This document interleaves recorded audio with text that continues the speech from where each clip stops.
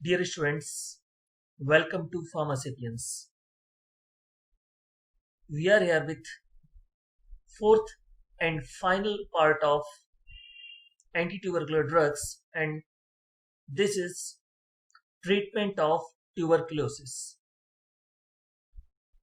And this treatment is based on existence of tubercular bacilli in an infected patient. Means what is the form of bacilli? This is slow growing or in a dormant form or in a rapidly growing stage. So which drug we are going to use, it will depend on the existence of tubercular bacilli in an infected patient.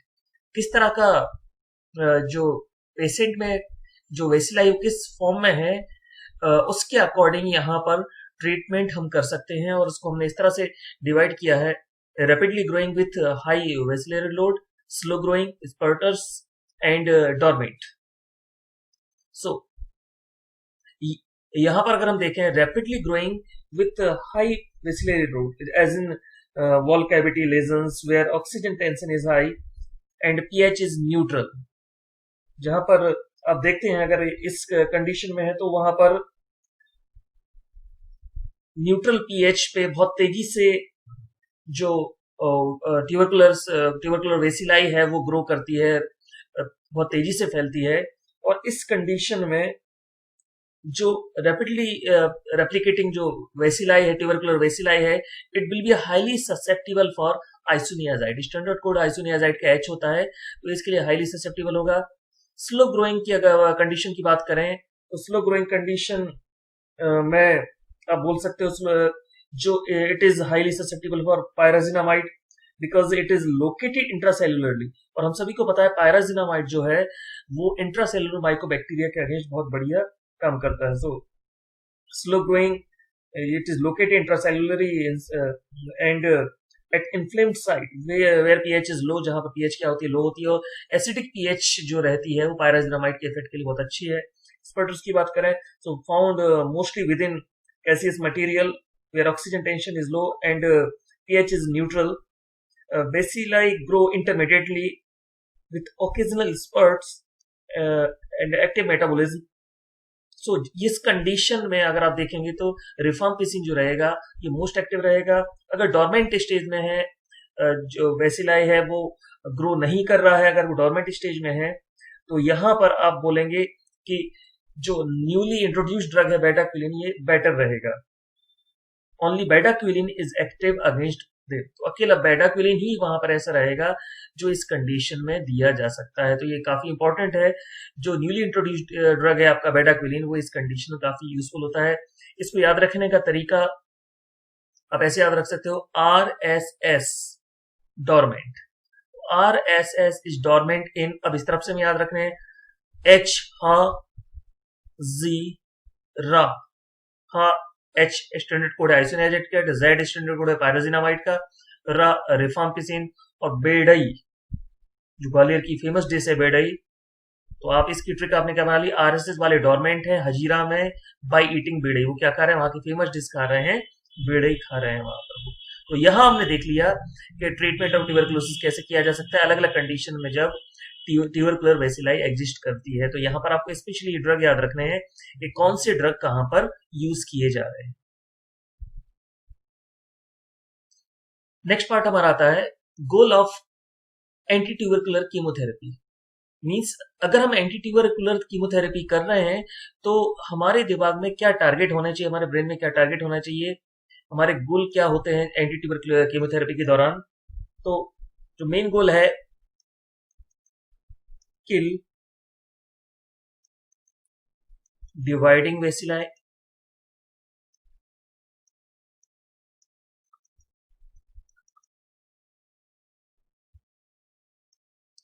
अगला गोल है किल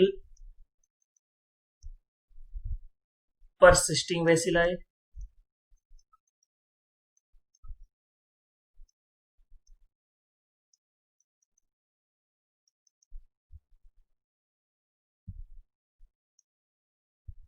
अगला गोल है prevent,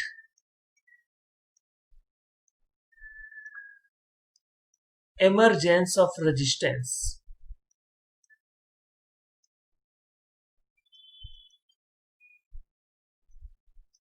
Prevent emergence of resistance. Kill dividing bacilli, kill persisting bacilli, and prevent emergence of resistance. Kill dividing bacilli, rapidly reduce bacillary load, afford quick and symptomatic relief. जो symptomatic relief है ये तुरंत वहां पर मिल जाता है अगर persisting bacilli को kill हम करते हैं तो to sterilize patient and prevent relapse, दोबारा होने के चांसेस वहां पर ना रहे. प्रिवेंट इमरजेंस ऑफ रेजिस्टेंस, ऐसा ना हो कि वो जो ऑर्गेनिज्म है उस पर्टिकुलर ड्रग के अगेंस्ट रेजिस्टेंस डेवलप कर ली, और ये अधिकतर लगभग सारे फर्स्ट लाइन ड्रग में हमें देखने को मिला है. तो ये हमारे लिए कंडीशन है. इन सारी चीजों को ध्यान में रखते हुए यहां पर ट्रीटमेंट किया जाता है. थेरेपी के दौरान सबसे ज्यादा इंपॉर्टेंट रूल रहता है first line drugs.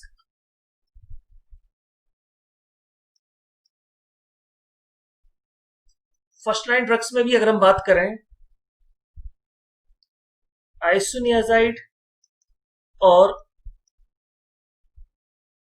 Rifampicin. Isoniazid and rifampicin are most potent and active against all population. ये दो ड्रग जो आपके हैं these are considered most potent and active against all population. जो Z है आपका पायराजिनामाइड है, it is only active against intracellular bacilli. ये केवल इंट्रासेलुलर वेसिलाई के अगेंस्ट एक्टिव होगा. स्ट्रेप्टोमाइसिन की बात करें, it is active against rapidly multiplying extra cellular bacilli. ये rapidly multiplying extra cellular bacilli के अगेंस्ट एक्टिविटी शो करेगा, और इन सब का सपोर्ट करेगा आपका एथाम्ब्यूटॉल. It is ट्यूबरक्यूलोस्टेटिक. ये सारे आपके ट्यूबरक्यूलोसाइडल हैं. ये आपका ट्यूबरक्यूलोस्टेटिक है. It mainly serves to prevent resistance. ये रेजिस्टेंस होने से बचाएगा. It mainly prevent resistance. ये रेजिस्टेंस प्रिवेंट करने के लिए साथ में ये रखा गया है. तो फिर से अगर हम देखें यहाँ पे H और R जो है अधिकतर पॉपुलेशन के अगेंस्ट एक्टिविटी शो करता है. Z जो आपका है इंट्रासेलुलर वेसिलाई के अगेंस्ट एक्टिविटी शो करता है. स्ट्रेप्टोमाइसिन रैपिडली मल्टीप्लाइंग एक्स्ट्रासेलुलर वेसिलाई के अगेंस्ट एक्टिविटी शो करता है, और ये बैक्टीरियोस्टेटिक है, ट्यूबरक्लोस्टेटिक है. इसका मेन एक्शन है रेजिस्टेंस को ना होने देना. नेक्स्ट पार्ट आता है principles of anti tubercular chemotherapy. Anti tubercular chemotherapy के जो प्रिंसिपल है उसमें फर्स्ट प्रिंसिपल ये माना जाता है a combination of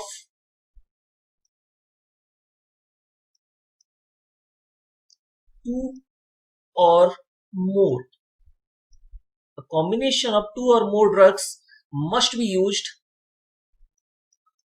to prevent emergence of resistance. तो पहली इंपॉर्टेंट लाइन है यहाँ पे a combination of two or more drugs must be used to prevent emergence of resistance. दो या दो से ज्यादा ड्रग हमें यूज करने पड़ेंगे ताकि वहां पे रेजिस्टेंस ना हो. अगर हम कॉम्बिनेशन में यूज कर रहे हैं जैसे H, R और Z, आइसोनियाजाइड, रिफाम्पिसिन और पायराजिनामाइड, अगर हम इनको कॉम्बिनेशन में यूज कर रहे हैं तो काफी हद तक ड्यूरेशन ऑफ ट्रीटमेंट रिड्यूस किया जा सकता है. ये टोटल ड्यूरेशन रिड्यूस होते होते 6 मंथ तक ये पहुंच सकता है अगर आपने कॉम्बिनेशन में यूज किया. अगर आप इंडिविजुअली इनको अलग अलग यूज कर रहे थे तो ट्रीटमेंट लंबा चलेगा. तो कॉम्बिनेशन में यूज करने से हमें फायदा रहेगा. एक और फायदा रहेगा, जो ड्यूरेशन है वो कम हो जाएगा. A single daily dose of all first line anti tubercular drugs is preferred. Single dose ही यहाँ पे यूज किया जाएगा, और यहां पर एक वर्ड यूज किया जाता है directly observed treatment short course. Directly observed treatment short course. This is recommended by World Health Organization 1995. ये स्पेशली तरीका बताया गया है कैसे आप ट्रीटमेंट कर सकते हैं ट्यूबरकुलोसिस का. सिम्टोमेटिक रिलीफ जो रहता है ये विद इन 2 to 4 वीक्स में वहां पर मिल जाता है अगर प्रॉपर तरीके से ट्रीटमेंट दिया जाए, अगर गाइडलाइंस को सही तरीके से फॉलो किया जाए, अगर पेशेंट सही तरीके से गाइडलाइन फॉलो करता है, डॉक्टर सही तरीके से गाइडलाइन को फॉलो करता है, तो पेशेंट में सिम्टम्स जो है 2 से 4 वीक में लगभग बहुत कुछ वहां पर कम हो जाते हैं। Drug sensitivity testing for drug resistance tuberculosis, यहाँ पर कुछ स्पेसिफिक टेस्टिंग रहती हैं अगर ये खासकर ये देखने के लिए कि आपका जो ट्यूबरक्लोसिस वाली जो स्टेज है कहीं वो ड्रग रेजिस्टेंट स्टेज में तो नहीं पहुंच गई है। तो यहाँ पर जो मेथड यूज होती हैं इनमें से एक मेथड है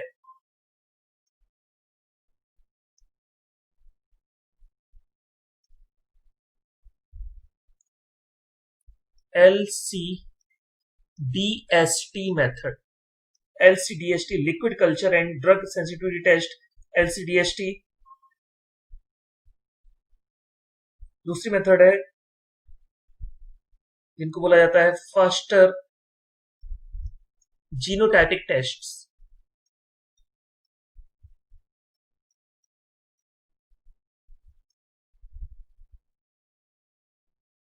faster genotypic test,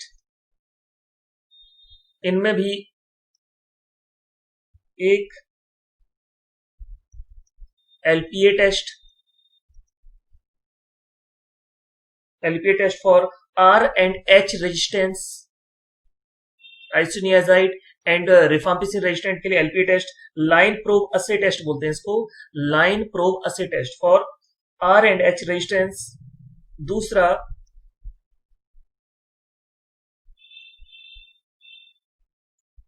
CB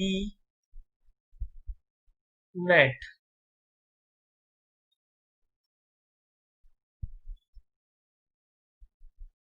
this is the test for R resistance। CBNet इसे बोला जाता है cartridge based nucleic acid amplification test.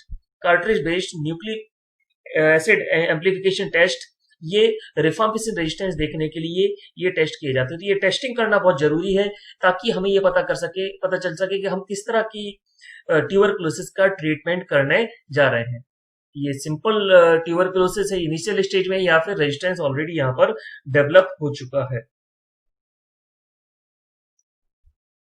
Next important part आता है क्लासिफिकेशन ऑफ ट्यूबरक्लोसिस। ट्यूबरक्लोसिस का क्लासिफिकेशन, क्योंकि इसके अकॉर्डिंग ही हम वहां पर ये फिर क्लियर कर पाएंगे किस तरह का हम ट्रीटमेंट करने जा रहे हैं। तो क्लासिफिकेशन ऑफ ट्यूबरक्लोसिस में सबसे पहले आता है आपका ड्रग सेंसिटिव ट्यूबरक्लोसिस।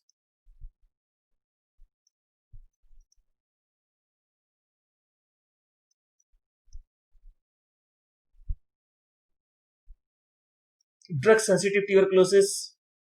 दूसरा आता है MDR-TB,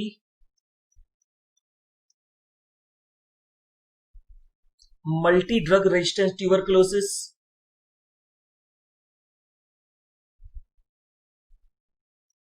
नेक्स्ट आता है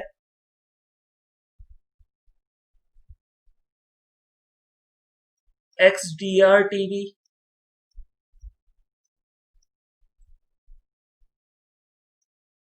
XDR-TB means extensively drug resistant tuberculosis। Next आता है RR-TB,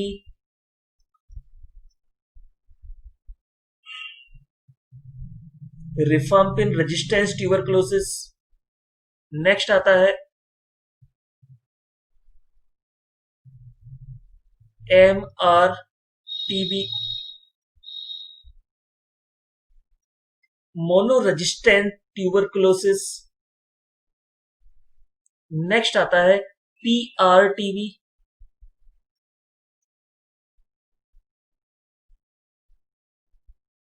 polydrug resistant tuberculosis। So tuberculosis can be classified in following manner: drug sensitive tuberculosis, multi drug resistant tuberculosis, extensively drug resistant tuberculosis, rifampicin resistant tuberculosis, monodrug resistant tuberculosis and polydrug resistant tuberculosis। यहां पर सबसे पहले अगर हम देखें drug sensitive tuberculosis, तो ये common है, मतलब ट्यूबरक्लोसिस का वो फॉर्म जो सारे फर्स्ट लाइन ड्रग को रिस्पॉन्ड करता हो। तो सारे फर्स्ट लाइन ड्रग को रिस्पॉन्ड करता हो, मतलब सिंपल अपनी लैंग्वेज में जो हमारी ट्रिक थी जिससे हमने याद किया था, जो कंडीशन ट्यूबरक्लोसिस की, जो कंडीशन पेरिस को रिस्पॉन्ड करती हो, जो कंडीशन किसको रिस्पॉन्ड करती हो, पेरिस को रिस्पॉन्ड करती हो, pyrazinamide, ethambutol, rifampicin, isoniazid and streptomycin, जो कंडीशन पेरिस को रिस्पॉन्ड करती हो वो जाएगा आपका ड्रग सेंसिटिव ट्यूबरक्लोसिस। मतलब सारे फर्स्ट लाइन ड्रग को जो रिस्पॉन्ड करती हो, जो आपका ट्यूबरकुलर बैक्टीरिया है, ये इन सारे ड्रग्स के लिए सेंसिटिव है, फर्स्ट लाइन ड्रग के लिए सेंसिटिव है, ये कंडीशन आपकी हो जाएगी ड्रग सेंसिटिव ट्यूबरक्लोसिस। एमडीआर-टीबी में ये बोला जाता है कि जो ऑर्गेनिज्म है it becomes resistant to isoniazid and rifampicin, it becomes resistant to isoniazid and rifampicin with or without any other first line drug, with or without any first line drug, लेकिन ये तो रहेंगे isoniazid and rifampicin. XDR TB की अगर हम बात करें तो जो ऑर्गेनिज्म है वो आइसोनियाजाइड के अगेंस्ट रेजिस्टेंस डेवलप कर चुकी है, रिफाम्पिसिन के अगेंस्ट रेजिस्टेंस डेवलप कर चुकी है, प्लस 1 फ्लोरोक्विनोलोन्स, किसी एक फ्लोरोक्विनोलोन्स के अगेंस्ट भी रेजिस्टेंस डेवलप कर लिया है, और किसी एक इंजेक्टेबल ड्रग के अगेंस्ट रेजिस्टेंस डेवलप कर लिया है, एटलीस्ट वन इंजेक्टेबल ड्रग, एक इंजेक्टेबल ड्रग के अगेंस्ट रेजिस्टेंस डेवलप कर लिया। तो ये कंडीशन बड़ी खतरनाक हो जाती है, फिर हमें उन ड्रग्स में आना पड़ता है, इनको ट्रीटमेंट के लिए उन ड्रग को लेना पड़ता है जिनका जनरली यूज नहीं करते हैं, जिनको आरएनटीसीपी गाइडलाइन के अकॉर्डिंग, नई गाइडलाइन के अकॉर्डिंग ग्रुप 5 में रखा गया है। ड्रग विद अनक्लियर इफिकेसी वाले जो ड्रग हैं, जो अनसर्टेन इफिकेसी वाले ड्रग हैं, उनका यूज करना पड़ता है एक्सडीआर टीबी में। रिफाम्पिन रेजिस्टेंट ट्यूबरक्लोसिस नाम से जैसा क्लियर है कि आपका जो ऑर्गेनिज्म है वो आर के लिए तो रेजिस्टेंस शो कर रहा है बट नॉट आइसोनियाजाइड। रिफाम्पिसिन के अगेंस्ट तो रेजिस्टेंस शो कर रहा है लेकिन आइसोनियाजाइड के अगेंस्ट रेजिस्टेंस शो नहीं कर रहा है।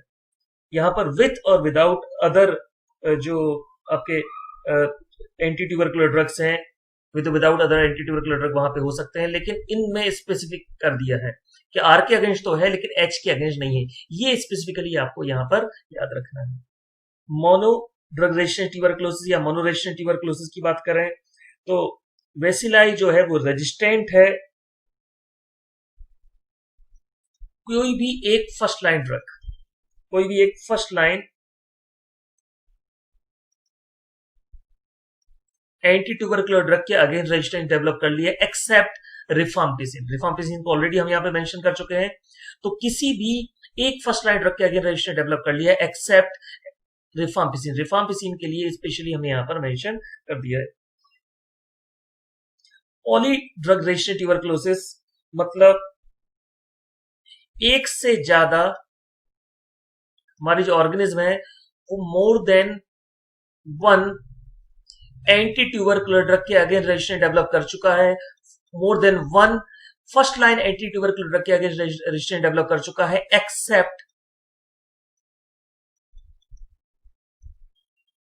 एक्सेप्ट आइसोनियाजाइड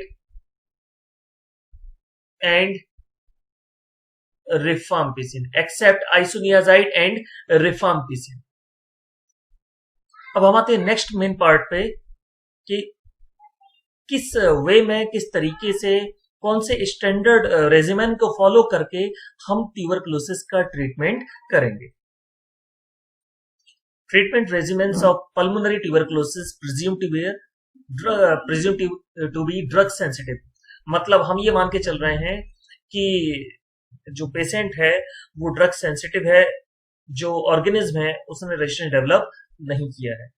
तो यहां पर हम अगर स्पेसिफिकली देखें टाइप ऑफ पेशेंट, नया पेशेंट है, न्यू पेशेंट है, यहां दो फेज में हम ये डिवाइड करते हैं, intensive phase and continuation phase. तो इंटेंसिव फेज में हम यहां पर देंगे जहर। अब ये जहर से आप कंफ्यूज मत हो जाना, जहर से आपके लिए ट्रिक है ये। जहर मतलब क्या है, जेड मतलब पायराजिनामाइड, ई मतलब इथाम्ब्यूटॉल, आइसोनियाजाइड, एंड रिफाम्पिसिन ये देंगे हम 2 महीने के लिए, and in continuation phase H R for 4 month. H R मतलब isoniazid, ethambutol, rifampicin for 4 month. Total duration will be of 6 month. Total duration रहेगा 6 मंथ का। अगर प्रीवियसली ट्रीटेड पेशेंट है तो इंटेंसिव फेज जो रहेगा इसमें 2 महीने तक हम देंगे जहर्स। यहाँ पे एस और एक्स्ट्रा ऐड हो गया है। एस मतलब क्या है, स्ट्रेप्टोमाइसिन प्लस 1 मंथ ऑफ जहर। यहाँ पर क्या हटा दिया गया, एस हटा दिया गया है, तो जहर्स एंड जहर, यहाँ पे स्ट्रेप्टोमाइसिन एक्स्ट्रा है, प्लस हर फॉर 5 मंथ। ये सेम रहेगा आपका, लेकिन यहाँ पे ड्यूरेशन टोटल चेंज हो जाएगा। टोटल ड्यूरेशन रहेगा 8 मंथ का। तो ये स्टैंडर्ड ट्रीटमेंट रेजिमेन माना जाता है for the treatment of pulmonary tuberculosis. और यहाँ पर ये मान के चल रहे हैं जो पेशेंट है, जो ऑर्गेनिज्म है वो वहां पे ड्रग के लिए सेंसिटिव है। ट्रीटमेंट के दौरान जो पेशेंट का वेट है ये बहुत इंपॉर्टेंट रोल प्ले करता है। जैसे ये देखा जाता है कि जो भी एज है या वेट है पेशेंट का, ये काफी इंपॉर्टेंट रोल प्ले करेगा। खासकर अगर हम चिल्ड्रन में दे रहे हैं या एल्डरली पेशेंट में हम दे रहे हैं तो उनका डोज डिसाइड करना एक इंपॉर्टेंट पार्ट माना जाता है इस ट्रीटमेंट रेजिमेन का।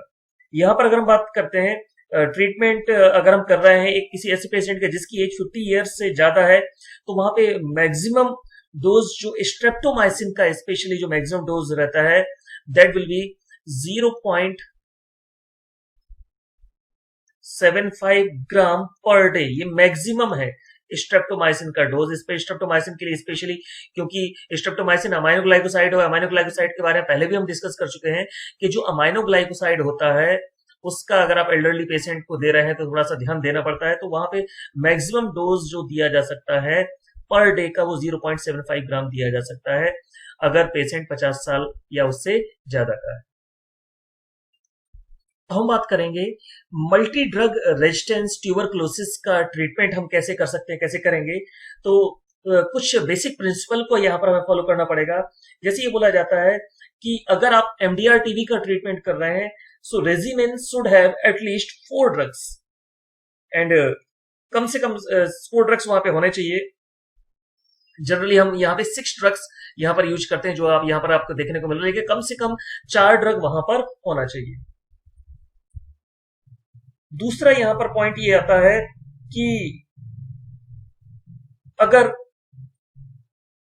हम ट्रीटमेंट करने जा रहे हैं तो पहले हमारे जो जिन टेस्ट के बारे में हमने बात किया था उनके थ्रू ही हम आगे ट्रीटमेंट पे बढ़ेंगे। हम देखेंगे कि हमारा जो और हम ऑर्गेनिज्म है, जो हमारे ट्यूबरकुलर ऑर्गेनिज्म है, उसने किस तरह का रेजिस्टेंस डेवलप कर रखा है, किन ड्रग्स के अगेंस्ट रेजिस्टेंस डेवलप कर रहा है। तो टेस्टिंग यहां पर एक इंपॉर्टेंट पॉइंट होता है। तीसरा इंपॉर्टेंट पॉइंट यहां पर ये आता है, we should avoid combining 2 cross resistance drug. जो ऐसे ड्रग, 2 ड्रग जो क्रॉस रेजिस्टेंस शो कर रहे हैं उनको हमें उनका एक साथ यूज हमें अवॉइड करना चाहिए। जैसे हमें कोशिश करनी चाहिए कि हम कैनामाइसिन के साथ अमीकासिन ना लें,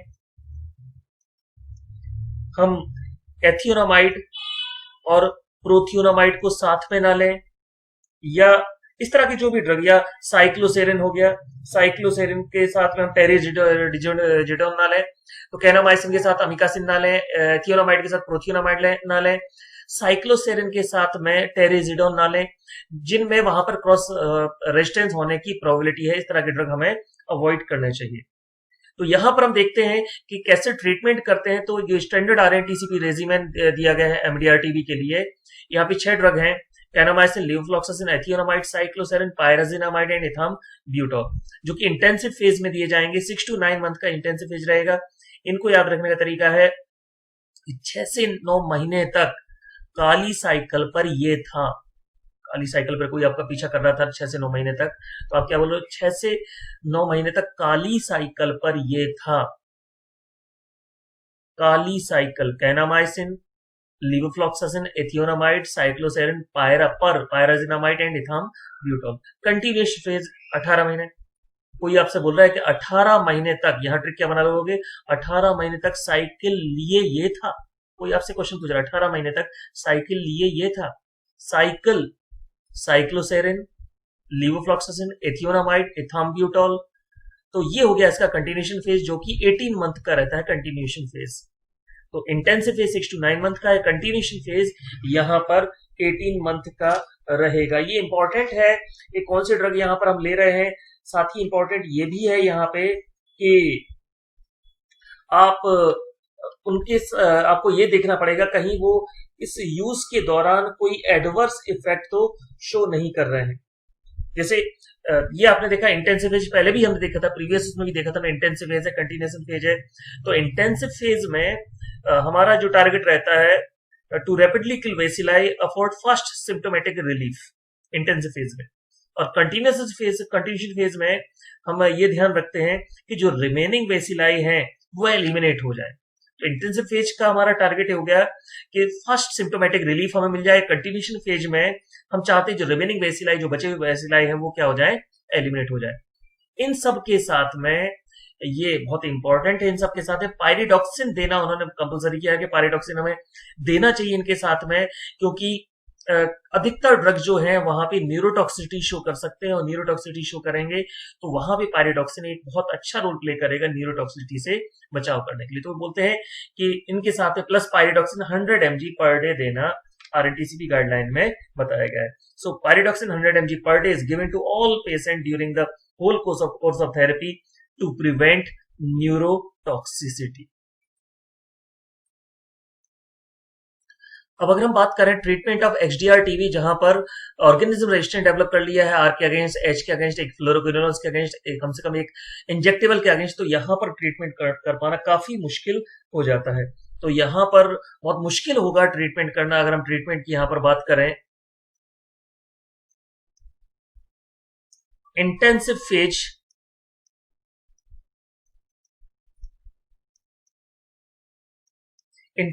रहेगा 6 to 12 months,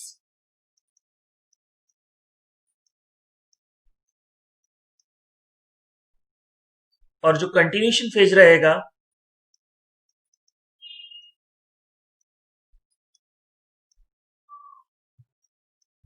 ये रहेगा 18 मंथ्स।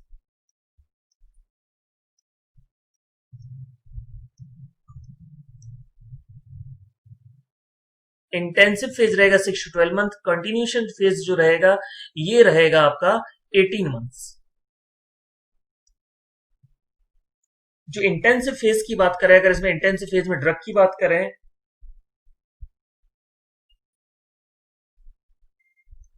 तो इसमें capreomycin,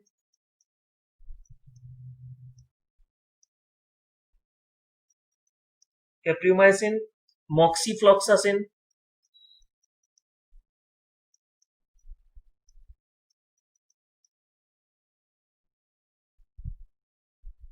high dose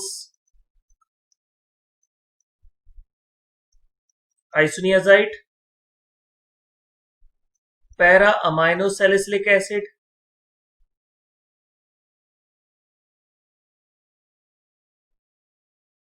क्लोफाजिमीन,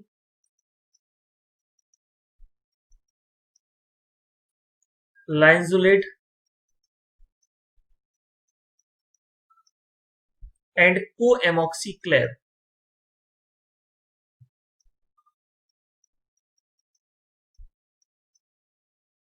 capreomycin, moxifloxacin, high dose isoniazid, मतलब लगभग 900 mg, para amino salicylic acid, clofazimine, linezolid and co-amoxiclav intensive phase में। और अगर हम बात करें कंटिन्यूएशन फेज की, जो कि 18 मंथ का है, तो उसमें ये सारे के सारे आपके ड्रग रहेंगे।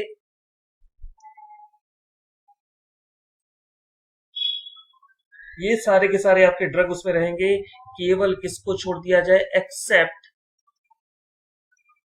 कैप्रियोमाइसिन। सारे ड्रग आपके रहेंगे, किसको माइनस कर देना है, केवल कैप्रियोमाइसिन को आपको माइनस कर देना है। ऑल दीज 7 ड्रग्स,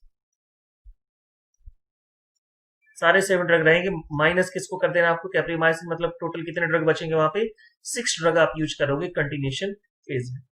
तो ये हो गया ट्रीटमेंट XDR TB का, जो ट्रीटमेंट काफी मुश्किल माना जाता है, बहुत कठिन माना जाता है इसका ट्रीटमेंट करना। ठीक है, अब हम आगे डिस्कस करने वाले हैं कुछ स्पेसिफिक कंडीशन जब हमें ट्यूबरक्लोसिस का ट्रीटमेंट करना है। Treatment of tuberculosis in pregnant women, यहां पर ट्रीटमेंट सिमिलर रहेगा. Treatment will be similar to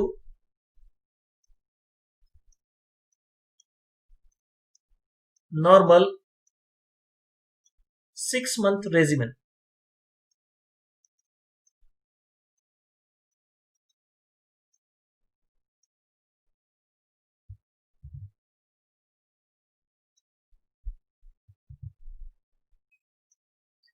similar to normal 6-month regimen.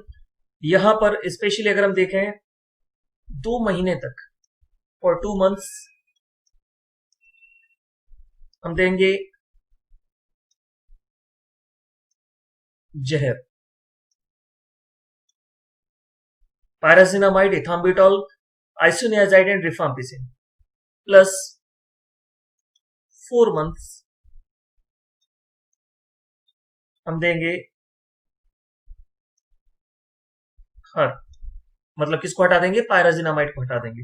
अब इसमें सबसे इंपॉर्टेंट पॉइंट जहां से क्वेश्चन आपका बनेगा वो बहुत इंपॉर्टेंट पॉइंट है, S is contraindicated.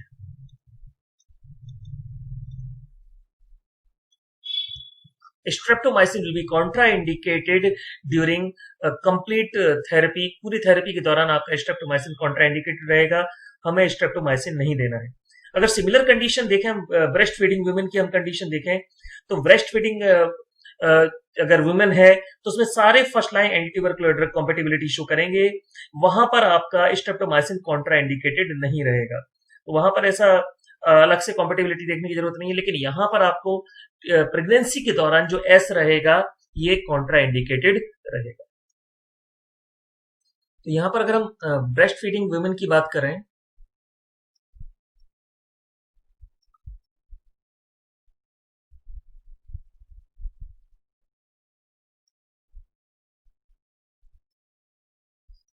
In treatment of breast feeding women जितने भी आपके फर्स्ट लाइन ड्रग हैं सभी आप यूज कर सकते हैं.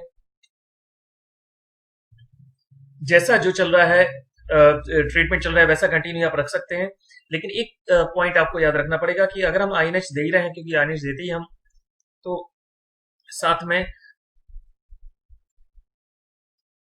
पायरिडॉक्सिन जो रहेगा 5 mg पर डे इन्फेंट को देना जरूरी है. जो फीडिंग कर रहा है उस इन्फेंट को 5 mg पर डे पायरिडॉक्सिन देना जरूरी है. ये इंपॉर्टेंट हो जाता है ब्रेस्ट फीडिंग वीमेन की अगर हम बात करें. यहाँ पर नेक्स्ट पार्ट है, हम यहाँ डिस्कस करेंगे tuberculosis in AIDS patient. HIV positive patients have high risk of developing tuberculosis. So drug will be same as in non HIV patient, drug वैसे ही रहेंगे आपके. तो यहां पर अगर हम इंटेंसिव फेज की बात करें,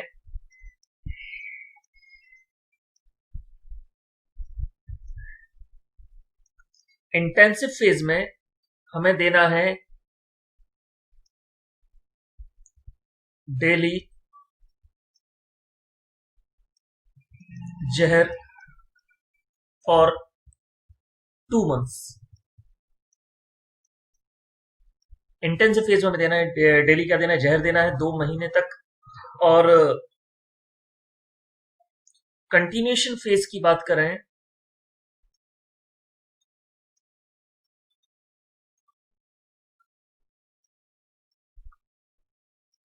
कंटिन्यूएशन फेज में हमें देना है हर फॉर 4 to 7 months. तो यहां पर अगर हम देखें तो टोटल जो ड्यूरेशन हो जाएगा that will be 6 to 9 month. दोनों को मिला के अगर हम देखेंगे तो ड्यूरेशन हो जाएगा 6 to 9 months का. नेक्स्ट पार्ट है हमारा कि एंटी ट्यूबरकुलर ड्रग्स के थ्रू जब थेरेपी हम कर रहे हैं तो पेशेंट का बचाव कैसे करें एडवर्स ड्रग रिएक्शन से, क्योंकि एडवर्स ड्रग रिएक्शन आएंगे जब आप एंटी ट्यूबरकुलर ड्रग वहां पर दे रहे हैं. तो कुछ स्पेसिफिक एग्जांपल्स हम यहां पर देख लेंगे जहां पर क्वेश्चन बनने की प्रोबेबिलिटी है. जिनमें से पहला एग्जांपल आता है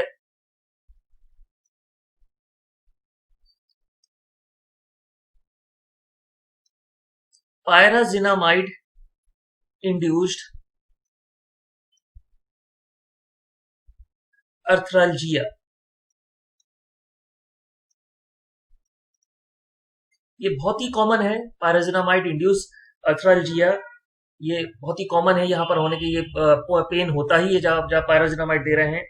तो यहाँ पर बोला जाता है कि आप इसको मैनेज कर सकते हैं बाय यूजिंग नॉर्मल NSAIDs।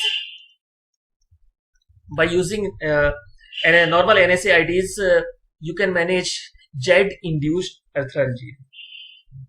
दूसरा जो पार्ट है हम वो काफी बार डिस्कस कर चुके हैं, वो है न्यूरोटॉक्सिसिटी। तो न्यूरोटॉक्सिसिटी बहुत सारे ड्रग शो करते हैं, और न्यूरोटॉक्सिसिटी को अवॉइड करने के लिए, उस प्रॉब्लम को दूर रखने के लिए हम हमेशा कॉम्बिनेशन में क्या देंगे, पायरिडॉक्स। जैसे वेल नोन ड्रग आपका आइसोनियाजाइड जो मैक्सिमम न्यूरोटॉक्सिसिटी शो करता है, तो वहां पर हम क्या देंगे, इसको दूर रखने के लिए क्या देंगे, कॉम्बिनेशन में pyridoxine.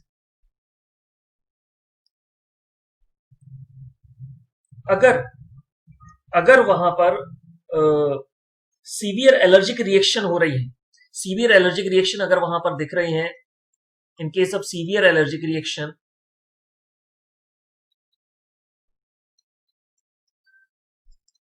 In this condition all drugs should be stopped till resolution of this reaction. जब तक कि इन रिएक्शन का रेजोल्यूशन ना हो जाए तब तक उनको हमें बंद करना है। और इस केस में आर को दोबारा, रिफाम्पिसिन को दोबारा री इंट्रोड्यूस नहीं करना है।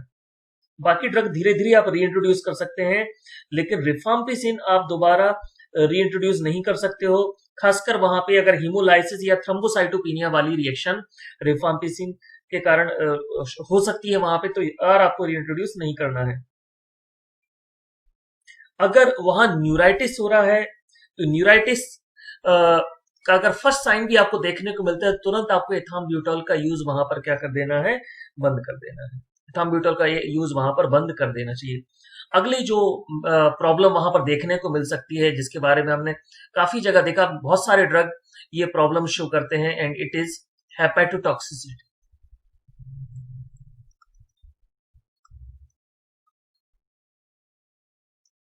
This is the most common problem with anti-tubercular drug. Hepatotoxicity is the most common problem with anti-tubercular drug. In case hepatitis develop, all drugs should be stopped and the reaction allowed to subside. अगर कुछ ऐसा हमें देखने को मिलता है तो तुरंत हमें ड्रग को क्या कर देना चाहिए, बंद करना देना चाहिए, थोड़ा सा टाइम लेना चाहिए।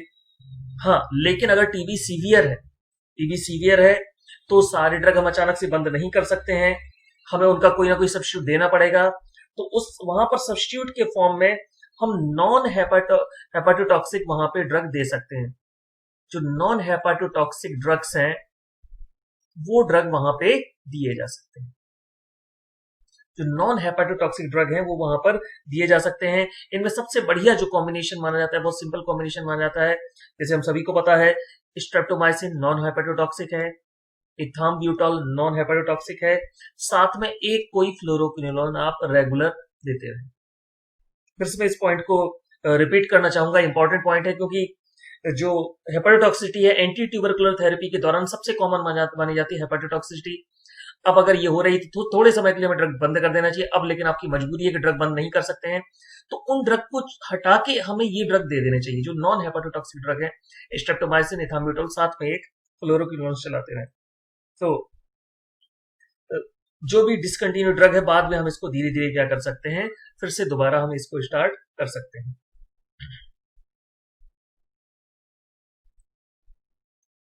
अब एक पार्ट और है जो मतलब इस चैप्टर के साथ में हम डिस्कस करते हैं, चैप्टर का पार्ट नहीं है लेकिन इसके साथ में डिस्कस करते हैं, नॉन ट्यूबरकुलर माइकोबैक्टीरिया का जो इन्फेक्शन, इनमें सबसे कॉमन इन्फेक्शन माना जाता है Mycobacterium avium complex infection. Mycobacterium avium complex is the complex form of Mycobacterium avium and Mycobacterium intracellular. So, MAC is an opportunistic pathogen which causes disseminated and multifocal disease in HIV patient, especially हम अगर HIV patient की बात करें तो उसमें ये infection देखने को मिलता है। This disease develop when all cell mediated immunity is markedly depressed, और ये ऐसा अक्सर देखने को मिलता ही है HIV पॉजिटिव पेशेंट में। तो यहाँ पर अगर हम ट्रीटमेंट की बात करें तो ट्रीटमेंट में जो क्लेरिथ्रोमाइसिन है, थम्ब्यूटॉल है, राइफाब्यूटेन है, इस तरह के ड्रग यहाँ पर यूज किए जाते हैं।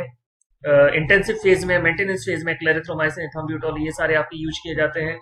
इनमें सबसे ज्यादा यूज होने वाले जो ड्रग हैं वो ड्रग जो रहेंगे आपके, जो बहुत अच्छा रोल प्ले करते हैं, बहुत अच्छा इफेक्ट देते हैं, वो हैं आपके मैक्रोलाइड एंटीबायोटिक्स। तो अगर हम इसका रेजिमेन देखें, ट्रीटमेंट का रेजिमेन की अगर हम बात करें MSC इन्फेक्शन का, तो यहां पर भी आपके 2 फेज रहते हैं।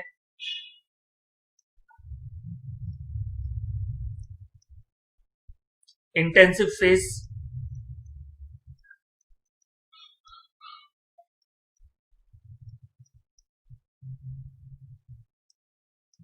और दूसरा है maintenance phase.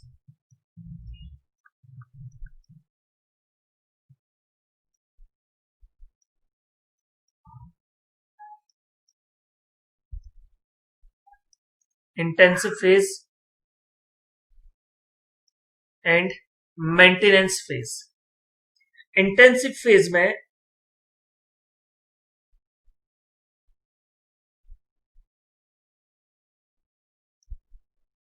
Clarithromycin,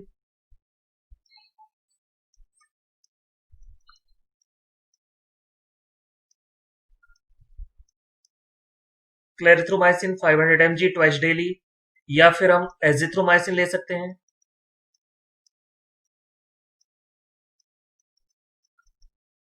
500 mg once daily.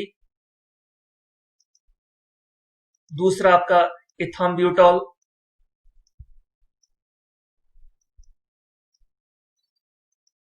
राइफाब्यूटिन, ethambutol आपका 1000 mg per day, rifabutin 300 mg per day, या फिर यहाँ पे सिप्रोफ्लॉक्सासिन, लीवोफ्लॉक्सासिन, मॉक्सीफ्लॉक्सासिन हम राइफाब्यूटिन की जगह पर ले सकते हैं। तो राइफाब्यूटिन की जगह पे यहाँ पे सिप्रोफ्लॉक्सासिन, लीवोफ्लॉक्सासिन या मॉक्सीफ्लॉक्सासिन लिया जा सकता है इंटेंसिव फेज में। Duration depends on response. Response के अकॉर्डिंग ड्यूरेशन यहाँ पे 2 to 6 मंथ का हो सकता है। मेंटेनेंस फेज की बात करें तो अब हमें मेंटेन करके रखना है जो ट्रीटमेंट चल रहा है उसको।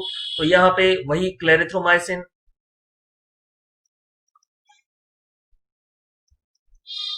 एजिथ्रोमाइसिन,